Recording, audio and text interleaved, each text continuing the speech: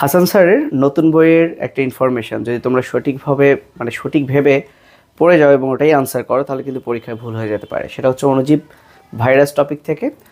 আমরা জানি ফ্লাভি ভাইরাস দিয়ে অনেকগুলো রোগ হয়, এর মধ্যে তোমাদের বইয়ে আছে 3টা রোগ। একটা হচ্ছে ডেঙ্গু, জিকা এবং হেপাটাইটিস সি। তো হেপাটাইটিস সি, ডেঙ্গু, জিকা এই 3টার ভাইরাস হচ্ছে ফ্লাভি ভাইরাস। আর ফ্লাভি ভাইরাস হচ্ছে একক সূত্রক আরএনএ ভাইরাস। এটা আমরা জেনে আসছি, সব জায়গায় আছে। আমি রিসেন্টও এটাকে ক্রস চেক করলাম। বাট আবুল হাসান স্যারের বইয়ে ডেঙ্গু এবং হেপাটাইটিস সি এর মধ্যে একক সূত্রক ডিএনএ দেওয়া। সো কী কারণে এটা দেওয়া, মেবি এটা প্রিন্টিং মিস্টেক। কিন্তু যিনি প্রশ্ন করবেন, যে ডক্টর প্রশ্ন করবেন, উনি অবশ্যই জানেন যে ডেঙ্গু হচ্ছে আরএনএ ভাইরাস, এটা কখনোই ডিএনএ না। তাই তোমরা একক সূত্রক ডিএনএ আনসার দাগাবা না। সো ডেঙ্গু ভাইরাস কী টাইপের ভাইরাস, আরএনএই দাগিয়ে দিবা। এবং ডেঙ্গু কিন্তু এবছরের জন্য খুবই গুরুত্বপূর্ণ।